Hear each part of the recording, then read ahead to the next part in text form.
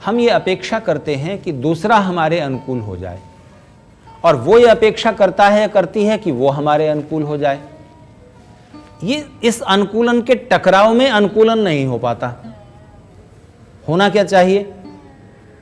पहल इस बात की करनी है कि दूसरा मेरे अनुकूल हो या ना हो, वो बात नंबर 2 की है। मुझे अपने को दूसरे के अनुकूल बनाना है कि दूसरे को क्या अच्छा लगता है, क्या नहीं अच्छा लगता है, ये समझते हुए मैं अपने को दूसरे के अनुकूल बनाने की कोशिश करूं। फिर धीरे से प्रेम पूर्वक दूसरे को भी अपने अनुकूल बनाने की कोशिश शुरू कीजिए, नहीं तो वो अपने आप हो जाएगी। दूसरा भी समझदार है, वो भी अपने को आपके अनुकूल बनाने की कोशिश करेगा या करेगी। तो दोनों जब अपने को दूसरे के अनुकूल बनाने की कोशिश करते हैं, तब दूसरे को अनुकूल बनाने की कोशिश करने की जरूरत ही नहीं रह जाती।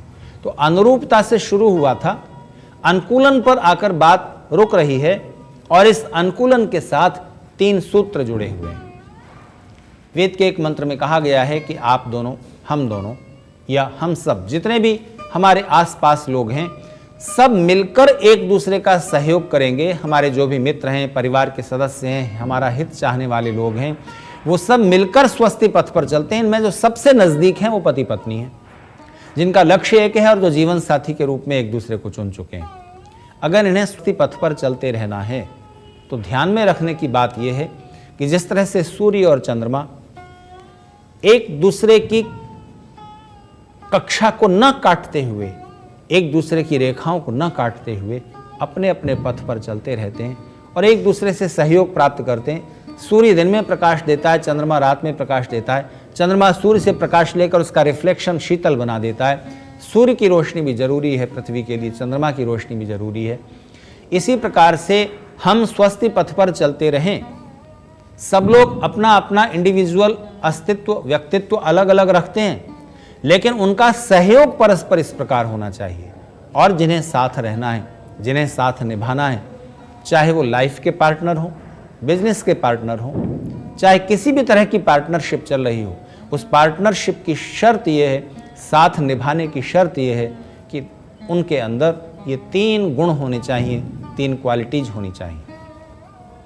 एक ददत, दूसरे अघनत, तीसरे जानत। ददता, अघनता, जानता संगमे मही।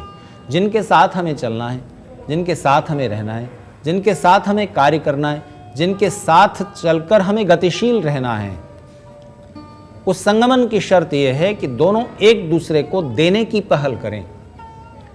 यह बात नंबर 2 की है कि दूसरे से मुझे कितना सुख मिल रहा है या मिलेगा या मिलना चाहिए। यह बात प्रमुख है कि मैं दूसरे को कितना सुख दे रहा हूं या दे सकता हूं या मुझे देना चाहिए। तो देने का भाव पहले, उससे मुझे सुख क्या प्राप्त होगा, यह बात दूसरे नंबर पर। और यह बात विवाहित जीवन में और परिवार में उतर आती है और परिवार का सौंदर्य इससे खिलता है, सुख बढ़ता है। आप किसी भी अच्छे सुखी परिवार को देखिए। और फिर तीसरा गुण है जानता, जानत होना। यह जानना कि मेरे किस काम से मेरे साथी को तकलीफ पहुंचती है, मेरी कौन सी बात इसको चोट पहुंचाती है, उसकी फीलिंग्स हर्ट ना करना। और एक दूसरे की मनोभावनाओं का, एक दूसरे के सुख का जब ध्यान रखने के लिए आप प्रवृत्त होते हैं, तो ये जानने की भी कोशिश करते हैं कि इसकी अनुकूलता किस में है, तो दूसरे की अनुकूलता को जानने की कोशिश करते हैं आप। और ये 3 गुण जब उतर आते हैं आपके व्यवहार में, आप दोनों के संबंधों के बीच और परिवार के सब सदस्यों के संबंधों के बीच, तब सारे संबंध, सारे रिश्ते स्नेहपूर्ण हो जाते हैं और वहाँ स्नेह का रस रिसने लगता है। तो जीवन का ये सौंदर्य जो साथ से मिलेगा, इसमें आप अकेले चलकर ऊब जाएंगे। साथी कैसा है ये महत्वपूर्ण है, पर साथ निभाने की कला आपके पास कितनी है ये उससे ज़्यादा महत्वपूर्ण है। संस्कृत के किन्हीं नीतिकार ने बड़ी सुंदर बात कही है कि वीणा, कोई भी म्यूजिकल इंस्ट्रूमेंट, कोई भी संगीत का कोई बाजा, चाहे सितार हो, वीणा हो, बांसुरी हो, हारमोनियम हो, कुछ भी हो, शस्त्र, चाहे तलवार हो या बंदूक हो, शास्त्र, चाहे किसी भी तरह का ज्ञान का कोई शाखा का ग्रंथ हो,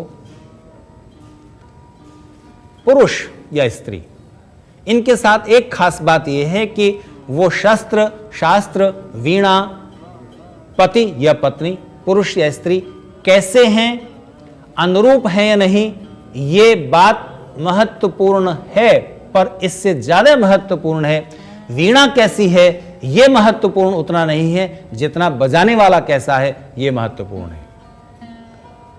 किसी एक खास व्यक्ति के हाथों में आकर वो वीणा जो सुर निकालती है, दूसरे अनगढ़ हाथों में जाकर के, अशिक्षित अप्रशिक्षित हाथों में जाकर के वो सिर्फ टिनटिनाहट रह जाती है। इसलिए कैसा साथी आपके साथ है, आपके अनुरूप कितना है, यह बात नंबर 2 की है। आप कैसे हैं और आपकी उंगलियों में बजाने की क्षमता कैसी है, आप कैसा संगीत निकाल पाते हैं, यह ज्यादा महत्वपूर्ण है। तो अनुकूलन बिठाने का जो कार्य है वो बहुत महत्वपूर्ण है। वो एक आर्ट है, वो एक विज्ञान है, उसको सीखते रहना चाहिए, समझते रहना चाहिए, और एक किताबों में नहीं मिलता। ये तो जिंदगी के साथ जुड़कर साथ रहते रहते आप सीखते हैं। तो अनुकूलन महत्वपूर्ण है। अनुरूपता एक बार थी, अनुकूलन जीवन भर चलेगा। विवाह संस्कार की प्रतिज्ञाओं की मिठास, उनकी गहराई, एक एक प्रतिज्ञा समझते जाएं और आपके वो गहरे उतरती जाएंगी। सिंबॉलिक लैंग्वेज से, जेस्चरिक लैंग्वेज से, प्रतीकात्मक भाषा में बोल करके, सब लोगों के बीच में कहकर, और सब आदरणीय लोगों के मौजूदगी में, मित्र लोगों के बीच में परमेश्वर को साक्षी रख करके जो प्रतिज्ञाएं की जाती हैं, तब वहां धर्म उतर आता है।